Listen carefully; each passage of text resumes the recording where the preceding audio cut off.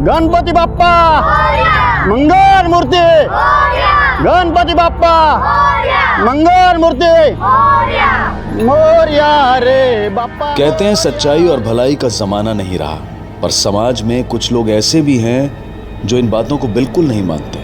वो आज भी भलाई की राह अपनाते हैं, लेकिन कभी कभी उस राह पर भी कांटे बिछे होते हैं।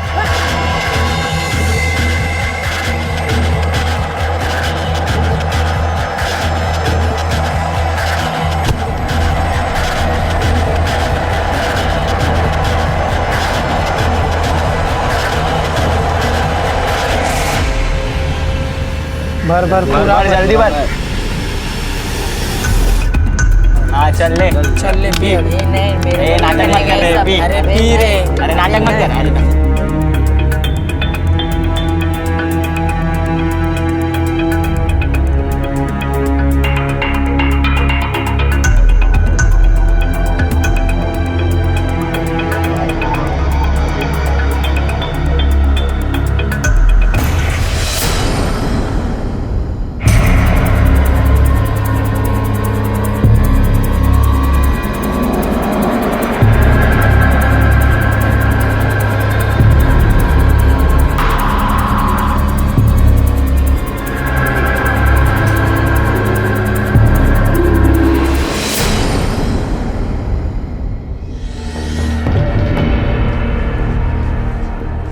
बेटा बेटा क्या कर लिया बेटा ये? बेटा क्या हो मेरा बच्चा? आई किधर है? काका आई को मार दिया। क्या?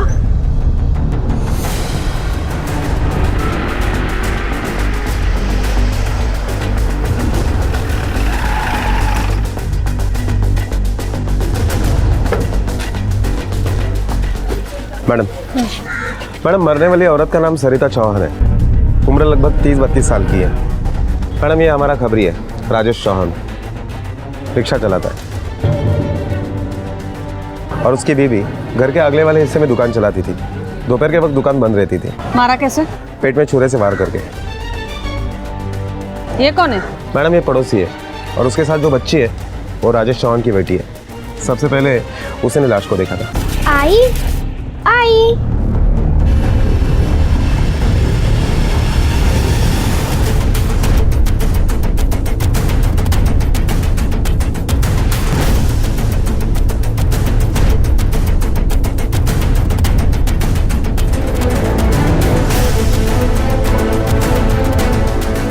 मैडम घर से कुछ पैसे भी चोरी हो गए हैं। कितने? मैडम चोरी की वजह से इसका मर्डर हुआ ये सुनकर राजेश काफी सदमे में, इसलिए कुछ बता नहीं पाया। रिकामे इतने फिंगरप्रिंट्स घेतले? हो मैडम। राणे जिस हथियार से खून हुआ है वो हथियार मिला है? हाँ मैडम। रिकामे चाकू दो। मैडम ये देखिए। और मर्डर करने वाले ने ये चाकू बॉडी में ही छोड़ दिया था। इसकी बच्ची ने ये चाकू बाहर निकाला। ठीक है, बच्ची है, गलती से निकाल लिया होगा। एक काम करो राणे, पूरा घर छान मारो, शायद कोई सुराग मिल जाए। Okay madam.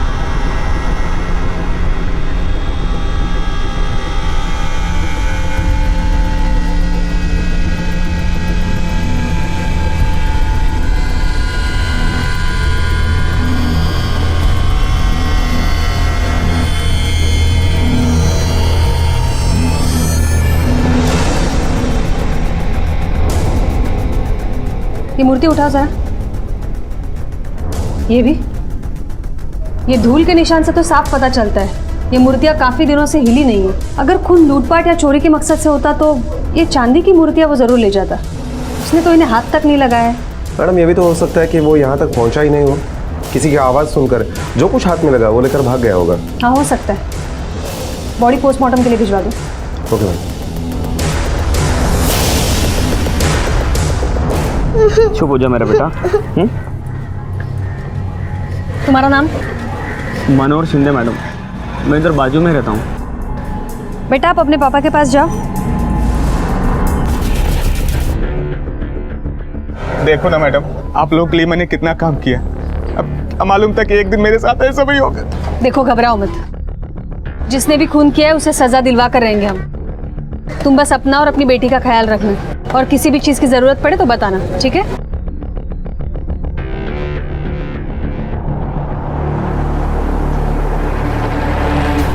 मैडम, ये राजेश चौहान हमारा खबरी है। कई गुनहगारों को पकड़ने के लिए उसने हमारी मदद की है। मुझे लगता है कि किसी ने बदला लेने के लिए उसके बीबी को मारा हो। नहीं राणे, अगर उसे बदला लेना होता तो वो राजेश का खून करता, उसकी बीवी का नहीं।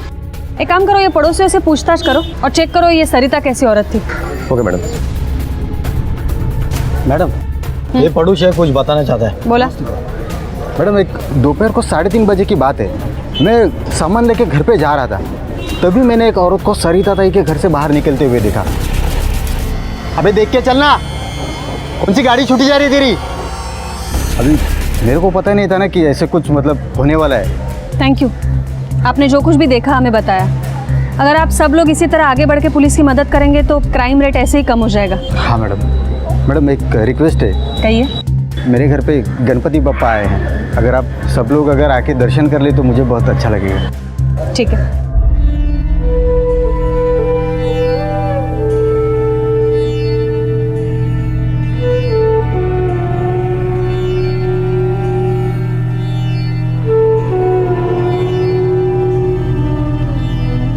राणे, आप पड़ोसियों से पूछताछ करो, मैं बोलते हैं इनसे। Okay madam. माफ़ करा, बापा घर पे आए हैं, लेकिन क्या करें, हमारी भी ड्यूटी है। आप लोगों से पूछताछ करनी है। हाँ मैडम, पूछिए ना, पूछिए। ये सविता के और आपके घर के बीच बस ये एक ही दीवार है, तो कभी ऐसा कुछ सुना है जो रोज़मर्रा से थोड़ा अलग है? हाँ, सुना तो था। 2 बजे के आसपास कोई आदमी आया था और बहुत झगड़े की आवाज़ आ रही थी। कौन आदमी था? ये तो नहीं पता मैडम, क्या है ना, पापा घर पर आए हैं तो आज बहुत काम है। लेकिन हाँ, राजेश भाऊ की तो आवाज़ नहीं थी।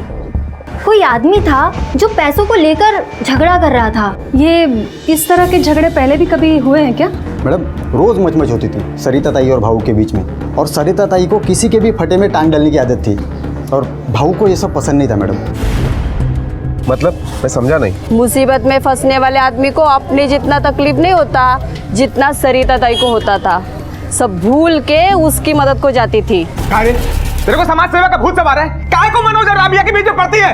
रात का 1:30 बजा है, पूरा मोहल्ला सोया हुआ है। कल सुबह बात करते हैं, खाना रखा है, जाऊंगे।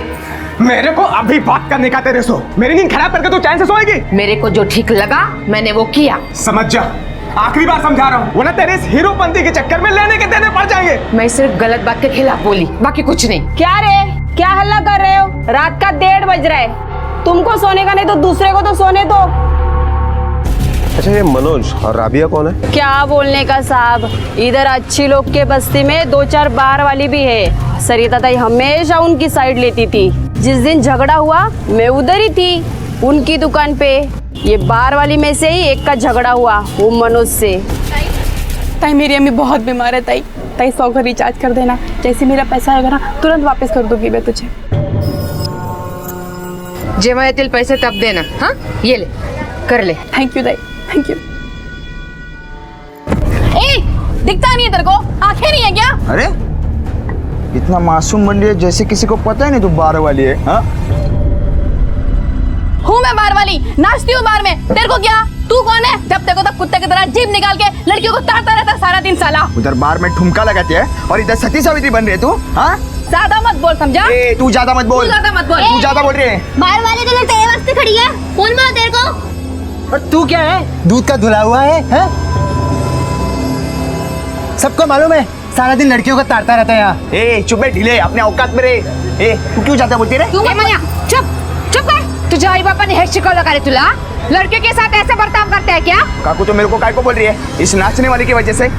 नाच गाना करना भी एक काम होता है, पेट के लिए करती है वो। तेरे जैसा नहीं है, बाप का पैसा उड़ाते फिरती है। हाँ, पूरा दिन गली मोहल्ले में माटी खात फिरतो दिवस भर। ए बस जरा काकू, बापा रूम बोलायचं नहीं। मेरे बाप का पैसा है, उसे उड़ाओ या आग लगाओ, तेरे को क्या करने का है? तू काय को बीच में बोल रही है? हाँ, छोड़ना ताई, क्यों इसके मुंह लगती है? कटारा साले का मुंह, जब भी खोलेगा बासच मारेगा साला। ये देखना, मेरे को बोल रही है इसकी वजह से। ए मनिया, जास्त बोलशील ना तो थोपड़ फोडीन आता। मैडम, मैं शाखा प्रमुख हूँ यहाँ का और गणपति मंडल का सेक्रेटरी भी हूँ। मैडम, आप बस्ती वालों की बातों में मत आइएगा, ये कुछ भी बोलते हैं। सरिता ताई एक अच्छी और नेक औरत थी, अच्छों का अच्छा और बुराओं को बुरा बोलती थी, सबका चिंता करती थी मैडम। ये मनोज कहाँ रहता है? मैडम वो 15 नंबर की खोली में रहता है। और ये बार गर्ल रबिया? मैडम ये 7 नंबर की खोली में रहती है। हाँ मैडम, वो दिन मनोज का झगड़ा मेरे साथ ही हुआ था और सरिता ताई भी बहुत बोली उसको मेरे साइड से। ए मनिया देख, आज है ना छोड़ेगी नहीं मैं तेरे को। पुलिस को बुलाएगी आज मैं, छोड़ेगी नहीं तेरे को। तुझे हिम्मत कैसे झाली रे इसको हाथ लगाने की? पुलिस सांड की तरफ घूमता फिरता है। आज तो तेरी पूरी चर्बी उतार कर रहूंगी मैं, समझा ना? देखना। सरिता छोड़ना, मैं माफी मांगती है रे इसकी तरफ से। ए आई, तू काय को माफी मांग रही इससे? हाँ? चुप बैठ रे। सरिता मैं क्या बोलती है, देख इसके आगे अगर कभी ऐसा किया ना, मैं खुद तेरे को बोलेगी पुलिस को बुला बोल के। लेकिन आज माफ कर दे, मेरा इतना मान नहीं रखेगी तू? हाँ, वो तो मनोज की अम्मी ने आकर के बड़ी मुश्किल से रोका है सरिता ताई को। देख ताई, तू बोल रही है ना इसके लिए मैं इसको आज माफ कर रही है, लेकिन इसको थोड़ा समझा कि लड़कियों के साथ कैसे व्यवहार करते हैं। और अपनी ये जो अक्कड़ और घमंड है ना, ये अपने घर पर छोड़कर आने का। हाँ? अगर तो मैं तुम्हें दिखाऊंगा, किसी को छोड़ेगा नहीं मैं। कितने दिन पहले हुआ झगड़ा? मैम यही कुछ 5-6 दिन पहले। और हाँ मैडम, वो दिन से आते जाते बहुत खुन्नस दिया वो हम लोग।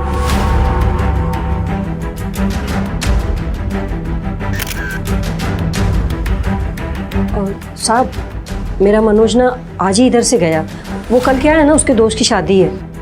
साहब वो सरिता ना कम नहीं थी, जबरदस्ती झगड़े में घुसी थी। बताओ, अक्खा मोहल्ला हम लोग का वो बार वालियों से इतना तंग है ना, खाली वो सरिता को छोड़ के। क्या मालूम उसको वो बार वालियों से क्या हमदर्दी है। खुद का चाल चलन ठीक नहीं होगा ना, इसके लिए इतनी हमदर्दी है। चाल चलन ठीक नहीं है मतलब? अभी साहब आदमी तो निकल गया एक बार काम के लिए, तो सीधा रात में आता था। दिन भर वो मनोहर के साथ में क्या मालूम क्या गप्पे मारती थी कि दोनों का कुछ और भी था। अभी साहब वो मनोहर तो ठहरा अकेला आदमी, उसके आगे ना बीवी ना बच्चा। पर ये सरिता को सोचना चाहिए ना, सारा दिन उसके साथ दांत फाड़ती रहती थी। हमारे लिए तो सगिताई जैसी थी मैडम, बहुत अच्छी थी वो। खाली उसको ही तो हमारा दुख समझता था मैडम, कि हम लोग ये अपनी मर्जी से नहीं, मजबूरी में अपना पेट पालने के लिए करते हैं। वो तो राजेश भाव को भी बोलती थी हम लोग का ख्याल रखने के लिए। हाँ मैडम, कभी कभी जब हम लोग को बहुत देर हो जाती थी तो राजेश भाई या उनका दोस्त अपने रिक्शा से हमें बाहर से घर तक छोड़ते थे। बहुत प्यार करती थी हमसे, और सबसे ज्यादा मेरे को चाहती थी। मैं जो कहता था मेरे को लाके देती थी। गोल्डी भाई, ये पकड़ 1 मिनट। वो तू तेरे लिए बिंदी मंगाया था ना? हाँ। ये ले तेरे लिए। थैंक यू ताई। कैसा है? बहुत सुंदर है। मैं कैसी लग रही है? अच्छा है, मगर लड़का ही लग रहा है। ताई लड़की भी लगूंगी। एक बार मैं वो सेक्स चेंज का ऑपरेशन कराऊं ना, उसके बाद तू भी नहीं पहचान पाएगी कि लड़की है लड़का। मिस इंडिया लगूंगी एकदम, मिस इंडिया। पागल है बिल्कुल तू। पर फिर हम लोगों का दर्द कौन समझता है मैडम? तो सरिता ताई समझी, वो मेरे को प्यार दी, वो समझी कि मैं ये लड़का है, लड़की होने से पहले एक इंसान है मैडम, इंसान। मेरे सीने में भी दिल है जो धड़कता है, जिसमें फीलिंग्स है मैडम। मुझे भी छोटी से छोटी बात पे ठेस पहुंच सकती है। ठीक है, समझ गई मैं। आप लोगों को अगर कोई भी बात याद आती है तो बेझिझक पुलिस स्टेशन आकर बता सकते हैं। हो सकता है आप लोगों की कोई भी भूली बात हम लोगों को कातिल तक पहुंचा सकती है। ठीक है मैडम।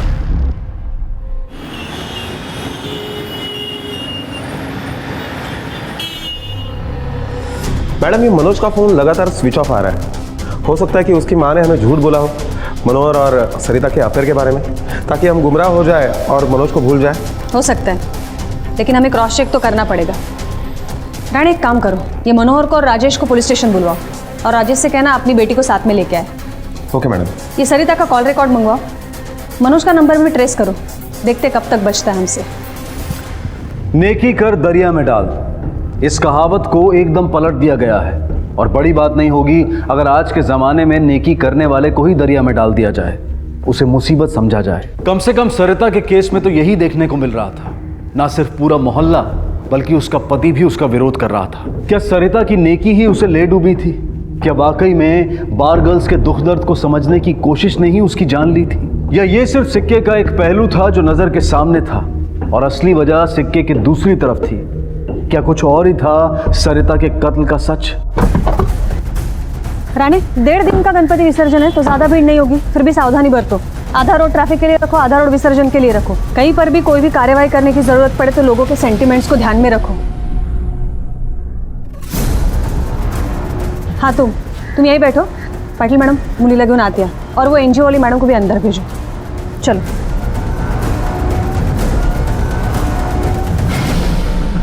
ये लो आपके लिए चॉकलेट।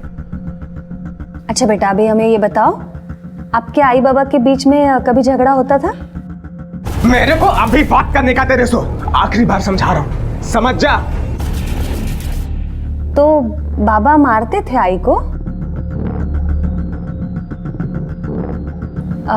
बेटा ये मनोहर काका कैसे काका है, अच्छे काका या बुरे काका? बहुत अच्छे, मेरे लिए चॉकलेट भी लाते हैं, मुझे और आई को बहुत हंसाते भी हैं। तो ये मनोहर काका जब बाबा नहीं रहते तब भी आते हैं? राणे,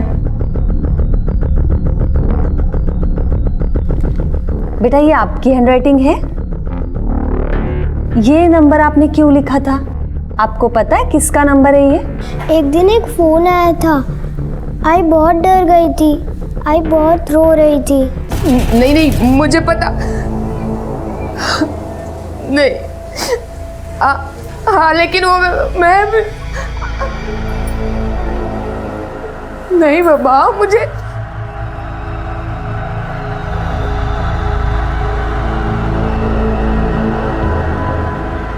हाँ देख, मैं तेरे से बाद में बात करती है। हाँ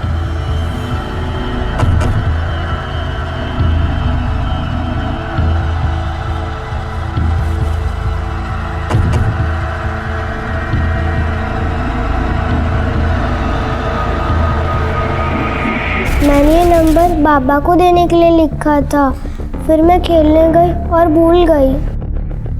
ठीक है, जाओ बेटा, आप अपने बाबा के पास जाओ। आप भी जा सकती हैं।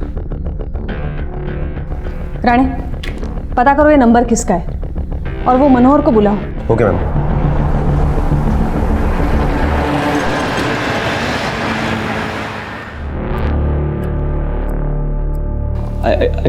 ऐसा कुछ नहीं चल रहा था मैडम। राजेश को तो भाव बोलता है मैं, तो सरिता मेरी भाभी हुई ना। सरिता भाभी और मेरे बीच ऐसा कुछ नहीं चल रहा था मैडम। सब लोग सरिता को ताई बोलते थे, तू अकेला उसको भाभी बोलता था ना? काम क्या करता है रे तू?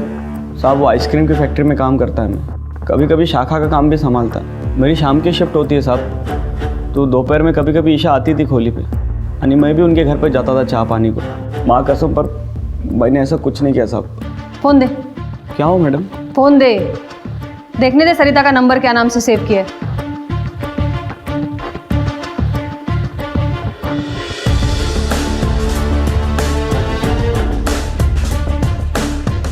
ये क्या है?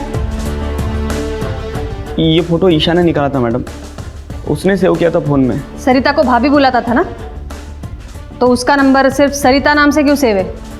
मैडम वो मैडम वो जो बच्ची ने नंबर नोट किया था उसका पता चल गया है, उसका कॉल लोकेशन चाहत बार बता रहा है। निकल, और शहर से बाहर जाने की कोशिश मत करना, समझा ना? निकल अभी।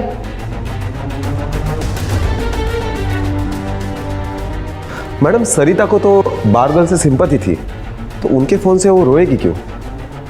रानी ये भी हो सकता है चाहत बार में से कोई बार गर्ल ने नहीं, किसी और ने फोन किया।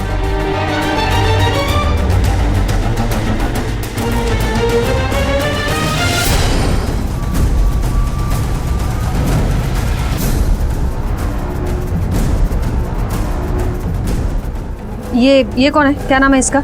मैडम इसका नाम खुशबू है, ये विजयनगर में रहती है। क्या ये खुशबू राबिया, सबा और गोल्डी के साथ रहती है? नहीं साहब, पर उसी एरिया में रहती है, अलग रूम लेके। बुलाओ जरा इसे। मैडम ये तो आज काम पे नहीं आई, इसका फोन आया था कि 2-3 दिन काम पे नहीं आएगी। राणे घर से उठा लाओ इसे, देखते किस बात की छुट्टी मना रही है।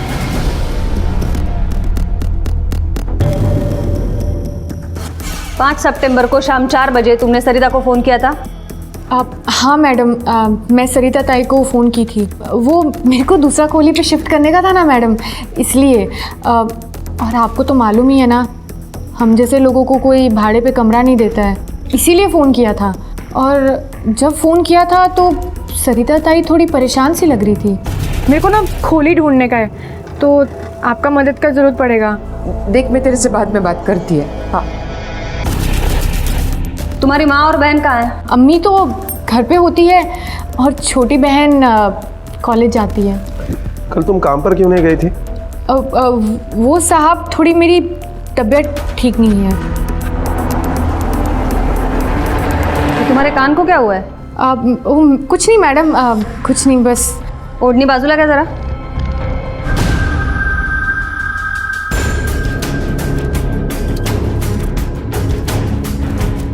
बोलो। वो मैडम उस दिन जरी वाला दुपट्टा पहना था ना, तो इस वजह से अटक गया था, तो थोड़ा सा कट गया है। अब डॉक्टर को दिखा दिया था मैंने, बस 2-4 दिन पट्टी लगेगी और फिर ऐसे पट्टी में मैं बाहर में कैसे नाचेगी मैडम। किस डॉक्टर से करवाई है पट्टी?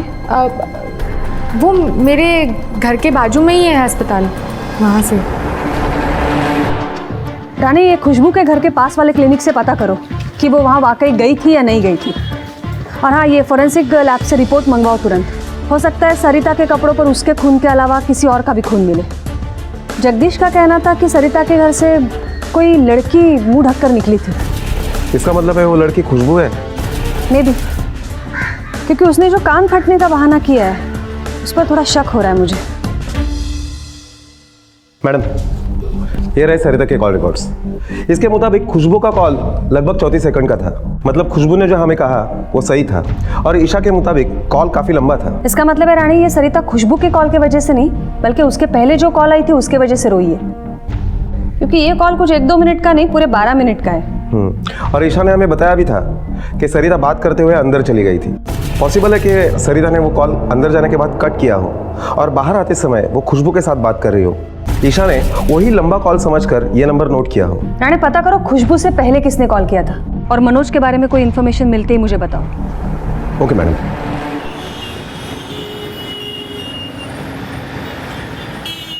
हाँ, पहले मेरी बात तो सुन। ज्यादा घाई मत कर, सुनना। अरे हड़बड़ी किया ना, सब बिगड़ जाएगा। हेलो, अरे सुन। बाबा, आप मेरे लिए दूसरी आई ला रहे हो? मैडम, पोस्टमार्टम रिपोर्ट के मुताबिक सरिता का खून दोपहर 1 से 4 बजे के बीच में हुआ, और सरिता के अलावा उसके कपड़ों पर और किसी का खून नहीं मिला। रिका, मैंने उस हॉस्पिटल में पूछताछ की तो डॉक्टर का कहना है कि खुशबू वहां गई थी पट्टी करवाने के लिए। और उस कॉल के बारे में पता चला जो खुशबू से पहले सरिता को आया था? हाँ मैडम, वो नंबर कोल्हापुर से किसी सर्जेराव देशमुख का था। सर्जेराव देशमुख? मैडम, उसके बाप के मौत की खबर देने के लिए मैंने ही फोन लगाया था, वो भी मौत के 1 दिन बाद। मैंने खुद को बहुत रोका, लेकिन मरने की खबर तो देनी थी। आखिर बाप होता तो तिचा, और प्रॉपर्टी के पेपर पे मेरे को साइन भी चाहिए था ना। 17 तारीख को सरिता क्या क्यों गया था तू? जी, मैं नहीं गया था उसके घर। 10 साल हो गया मेरी शादी को, कभी पूछने को नहीं आया जिंदा है कि मर गई, और अब जब काम आया तो साइन लेने को आ गया। हाँ, नहीं करेगी मैं साइन। एक तो खानदान की नाक कटवाई, ऊपर से मेरे को सुना रही है। ये तो मेरी मजबूरी है, वरना। तुम्हारा मजबूरी है, मेरा कोई मजबूरी नहीं करेगी मैं दस्तखत। 10 साल हुआ तेरे को मिलके, अब भी वैसी है, जरा भी चर्बी कम नहीं हुई तेरी। बहुत आकड़ है ना तुझ में, अपने पति को पूछ। देखो, उनका नाम नहीं लेने का बीच में, तुम्हारे घर पे नहीं आते खाने को। कैसे नहीं खाया? पूरा 2 लाख लिया मेरे से तेरा साइन मुझे देने को। झूठ बोलते हो तुम, मेरे को मालूम है वो ऐसा कभी नहीं करेगा। मैडम, वो सर्जेराव झूठ बोल रहा है। 10 साल से मैंने उसकी शक्ल तक नहीं देखी, अभी वो मेरे को किधर मिलेगा भी तो मैं उसको पहचान भी नहीं पाऊंगा।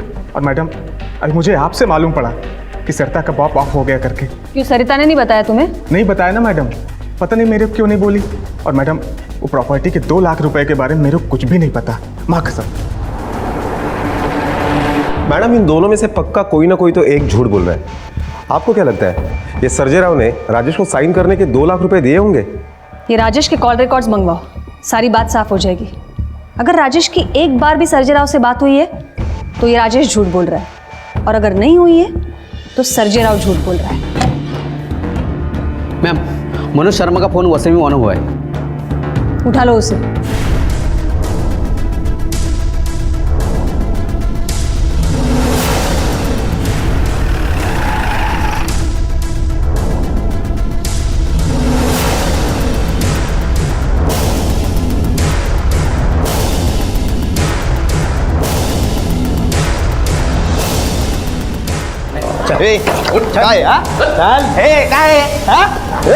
सर साहब काय को मार रहे हैं मेरे को? मैंने कुछ नहीं किया है साहब, आई शपथ मैंने कुछ नहीं किया है। सभी लोग बोलते हैं कि मैंने कुछ नहीं किया, लेकिन जो सच में कुछ नहीं करते ना वैसे पुलिस से भागते नहीं है। सब कौन बना मैं भागा था? मैं दोस्त के शादी में गया था। शादी में गया था कि दहेज में गया था? वहाँ का होकर रह गया तू? नहीं मैम, दोस्त लोग बोले कि आज रुक जा पार्टी करेंगे, इसीलिए फोन भी बंद रखा था ताकि पुलिस डिस्टर्ब नहीं करे पार्टी में तुझे। नहीं मैडम, वो चार्जर लेना भूल गया था ना, इसलिए फोन स्विच ऑफ हुआ। ये बता, सरिता के साथ झगड़ा हुआ था ना तेरा, और तू ये बोला था कि छोड़ेगा नहीं। यहाँ मातम फैला नहीं तो तू शादी में नाचने गया, हाँ? ताकि पुलिस को शक नहीं हो तुझ पे। नहीं मैडम, वो झगड़ा तो सरिता काकू मरने से पहले हुआ था। मैं वो झगड़ा बिगड़ा सब कुछ भूल गया था, बस वो काकी नहीं भूली थी। वो नहीं भूली थी मतलब मैं वो काकी के दुकान पे गया था 17 तारीख को, ये बताने के लिए वो जिन लड़कियों का साइड लेते ना, बार वालियों का, वही उसका घर तोड़ेगी। उसमें से एक उसके पति के साथ मजा करती है। तुझे कैसे पता है सब? मैडम, मैं एक बार लेट नाइट शो देख के घर पे आ रहा था, तभी रिक्शा में से किसी लड़की के हंसी की आवाज आ गई। मैंने जाके देखा तो राजेश काका उसके साथ मस्ती कर रहा था। खुशबू? हाँ साहब, वही बाल गर्ल खुशबू, वही थी वो। मैंने दोस्तों को भी बताया ये बात, उन्होंने मुझे उल्टा बताया कि उन्होंने पहले ही देखा उनको 3-4 बार रात में। साहब आप अभी बताओ कि 1 बजे बार बंद होता है, रात को 3-4 बजे वो राजेश काका के साथ क्या कर रही थी?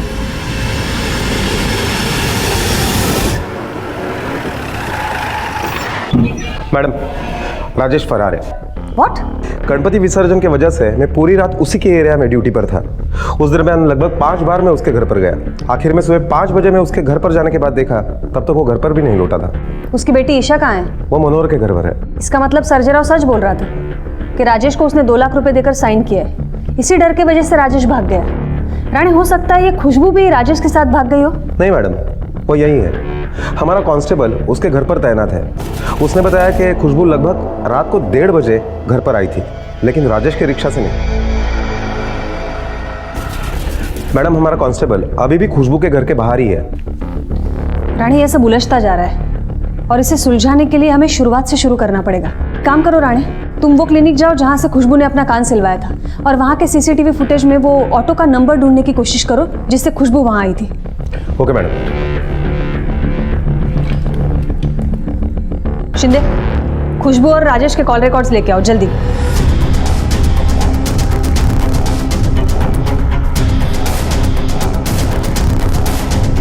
एक मिनट रुको, इस नंबर पर जरा जूम करना। रिक पे सर, ये नंबर नोट कर लो।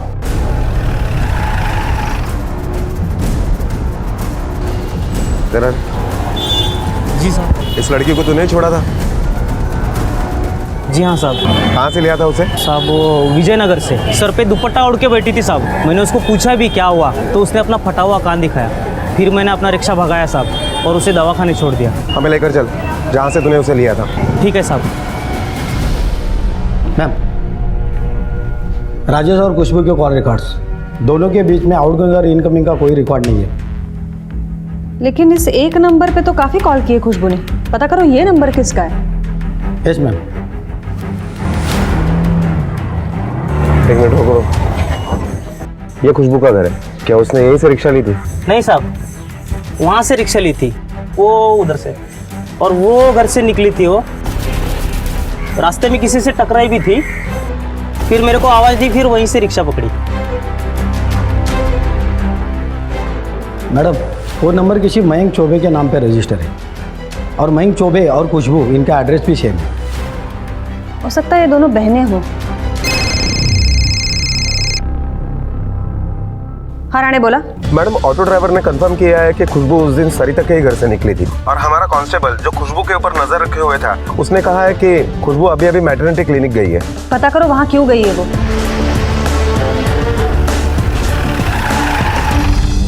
नमस्कार मैडम। नमस्कार। क्या आपके यहाँ पर कोई खुशबू नाम की लड़की मिलने के लिए आई थी? जी हाँ, आई थी। मैं उसके पेपर देख सकता हूँ? श्योर। वो लड़की 2 महीने की प्रेग्नेंट है। यहाँ पर बच्चे के बाप का नाम नहीं लिखा है। सर, मुझे लगता है उस लड़की की शादी नहीं हुई हो, और अब तो बाप का नाम देना भी जरूरी नहीं है। क्या वो एबॉर्शन करने के लिए आई थी? जी नहीं, रूटीन चेकअप के लिए।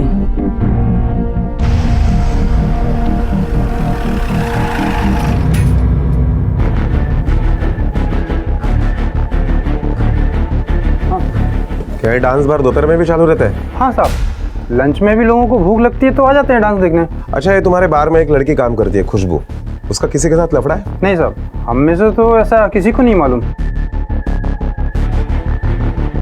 अरे सुनो, यहाँ आओ। ये खुशबू का किसी के साथ लफड़ा है क्या? इन्हें तो कुछ नहीं पता, लेकिन तुम लोग एक साथ काम करते हो, एक ही बस्ती में रहते हो, तुम्हें तो पता होगा। कैसा मालूम होगा साहब, वो इधर किसी के साथ मिक्स नहीं होती। गोल्डी को मालूम होगा, गोल्डी की और खुशबू की आपस में अच्छी जमती थी। गोल्डी? बुलाओ उसे। साहब वो तो छुट्टी पे है, वो नहीं मिलेगा इधर। हाँ, बोल रहा था कि कोई तो उसका ऑपरेशन होने वाला है। अच्छा, किसी के साथ भी उसका कुछ कांटेक्ट होता है तो उसे बोला पुलिस स्टेशन है, ठीक है? पुलिस के शक की सुई राजेश और खुशबू पर आकर रुक गई थी। इन दोनों के पास ही सरिता चौहान के कत्ल का मकसद था। पुलिस की थ्योरी के मुताबिक राजेश और खुशबू का अफेयर था। खुशबू मां बनने वाली थी और इन दोनों को एक होने से रोकने में सिर्फ सरिता ही एक रोड़ा थी। पर जैसे ही राजेश को पता चला कि संजय राव से लिए 2 लाख की भनक पुलिस को लग चुकी है, वो फरार हो गया था। पुलिस की इस थ्योरी में कितना दम था ये कहना मुश्किल था, क्योंकि अभी तक पुलिस के हाथ कोई भी पुख्ता सबूत नहीं लगा था।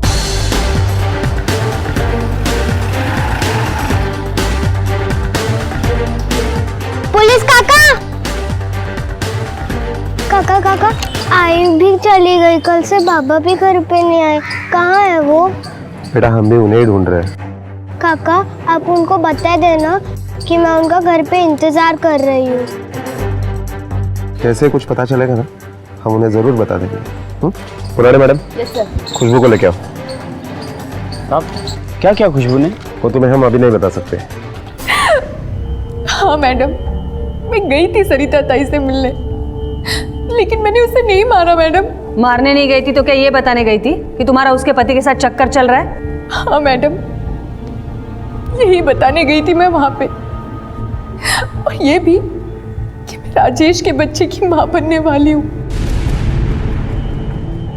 लेकिन जब राजेश ने मुझे बोला कि ये बच्चा गिरा दो, तो मैं सरिता ताई के पास ये सोच के गई कि वो मेरे बच्चे को अपना लेगी। लेकिन जब मैं वहां पहुंची तो ताई,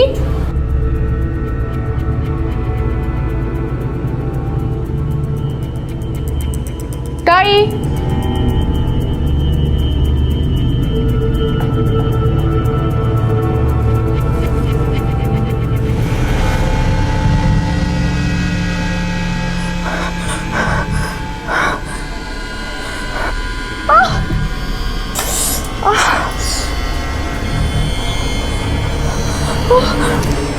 मैं तो कभी सपने में भी नहीं सोची मैडम कि ऐसा कुछ होगा करके। तुम्हारा और राजेश का अफेयर था ना?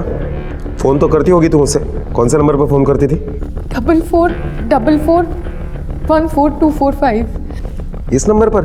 ये मेरी बहन महक का नंबर है, फिर राजेश ने ले लिया था, उसके बाद फिर खुद यूज करने लग गया। रानी, महक के नंबर पर राजेश को ट्रेस करो, अभी वो हमें कंफर्म मिलेगा। Okay ma'am.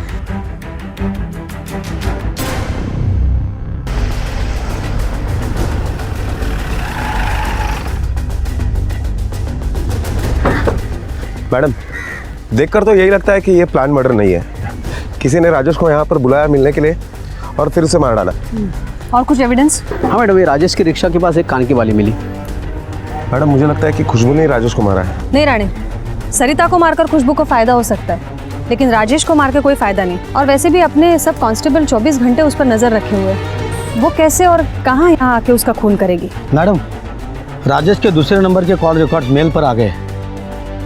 ये एक नंबर पे तो राजेश ने पिछले महीने 28 तारीख से लेकर ये महीने की 15 तारीख तक काफी फोन किए। किसका नंबर है ये? मैडम, ये तो सर्जय राव का नंबर है। तो इसका मतलब है राजेश और सर्जय राव के बीच में बात होती थी, तो सर्जय राव सच बोल रहा था, उसने राजेश को 2 लाख रुपए दिए थे। और मैडम, सरिता के मर्डर के वक्त उनके घर से चोरी भी हुई थी। रानी, इसका मतलब ये दोनों खून उसी 2 लाख रुपए के लिए हुए हैं। पता करो वो कौन इंसान है जिसको पैसों की इतनी जरूरत है कि उसने उसके लिए 2-2 खून तक कर दिए।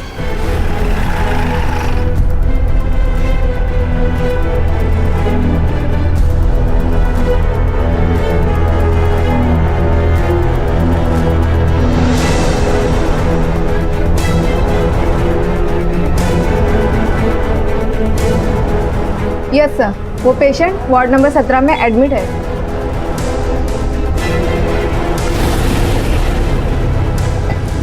साहब आप यहाँ? अब तेरा ऑपरेशन हम करेंगे और तू सोच भी नहीं सकता कि हम तुझे क्या बनाने वाले। रिका में सर क्या चल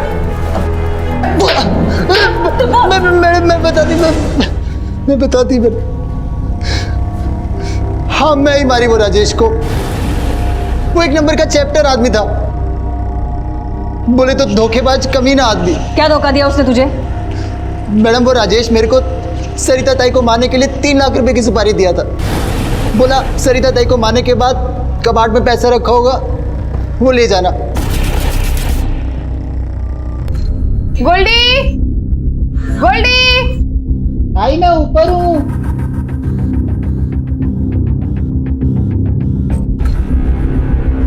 गोल्डी कहाँ गया? गोल्डी,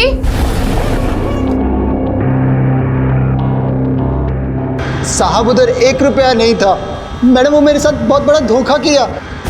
मैं बोली चल आज नहीं तो कल दे ही देगा, कहाँ जाएगा, पर रोज आजकल करके घुमाने लगा। ज्यादा घाई मत कर, अरे हड़बड़ी किया ना सब बिगड़ जाएगा। और फिर वो एक दिन खुशबू आके बोली ये राजेश उसको विरार में खोले दिला रहा है। मेरा अंदर से खून खोल गया। मैडम ज्यादा बकवास मत कर, तेरा पैसा लेके मैं भाग नहीं जा रहा किधर, समझे? मेरा थोड़ा टाइम चाहिए। पर कब देगा? पुलिस मेरे को लेके जाएगी तभी देगा। तू टेंशन मत ले, पुलिस आएगी ना तो खुशबू को लेके जाएगी। खुशबू को कहीं को लेके जाएगी? ये देख,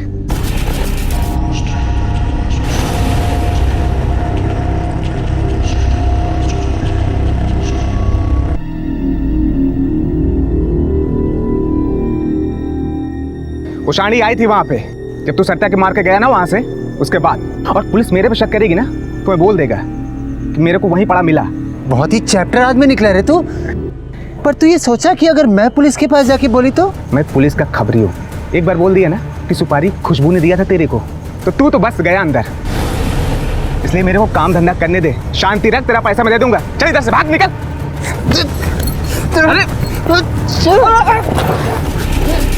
साहब मेरे को सरिता ताई को नहीं मारने का था, मेरे को ऑपरेशन कराना था, पैसे का जरूरत था। मैं बहुत मजबूर हो गई थी साहब, मैं बहुत मजबूर हो गई थी। राजेश ने क्यों मरवाया सरिता को? राजेश सरिता ताई की रोज झगड़ा मोल लेने की आदत से बहुत परेशान रहता था, और उधर वो खुशबू भी पेट से हो गई थी, दिन रात उसका कान खाती थी। इसलिए राजेश ने सोचा कि सरिता ताई जैसी मुसीबत के साथ रहने से अच्छा है वो खुशबू के साथ रहे। इसलिए सरिता ताई को मारने के लिए मुझे सुपारी दी उसने। उसने सुपारी दी और तूने ले ली। पुलिस को बताने के बजाय जान से मार डाला उसको। उस दिन तो बड़े फिल्मी डायलॉग मार रहा था तू, दिल जज्बात और क्या क्या। उसे जान से मारते वक्त जमीर नहीं रोया तेरा? जिस औरत ने इतना प्यार दिया तुझे, उसे जान से मार डाला। तेरे जैसे इंसान के साथ तो धोखा होना ही चाहिए। धोखे की गुंजाइश वहीं होती है जहां विश्वास होता है, लेकिन इसका मतलब ये बिल्कुल नहीं है कि हमें किसी पर भी विश्वास नहीं करना चाहिए। लेकिन हाँ, आंख मूंद कर विश्वास करना जरूर गलत है, और इसी गलती की सजा सरिता को भुगतनी पड़ी। उसकी जान एक ऐसे आदमी ने ली जिसे वो बराबरी, प्यार और सम्मान देना चाहती थी। गोल्डी के एक निर्जीव से सपने ने एक सजीव की हत्या कर दी थी। गोल्डी को सरिता और राजेश चौहान के कत्ल के जुर्म में गिरफ्तार किया गया है। ईशा का अपने पिता के लिए इंतजार अब कभी खत्म नहीं होगा। ये बेहद जरूरी है कि हम अपने सपनों और अपने लालच के बीच में फर्क करना सीखें। अब मैं अनूप सोनी आपसे विदा लेता हूं, फिर मुलाकात होगी अगले एपिसोड में एक और चौंका देने वाले केस के साथ। तब तक अपना और अपने परिवार का ख्याल रखें और देखते रहें क्राइम पेट्रोल डायल 100। सबक एक को सीख हम सबको। जय Hind. If you want to enjoy more Desi crime content like this, please subscribe to our channel and click the bell icon. Stay connected with us.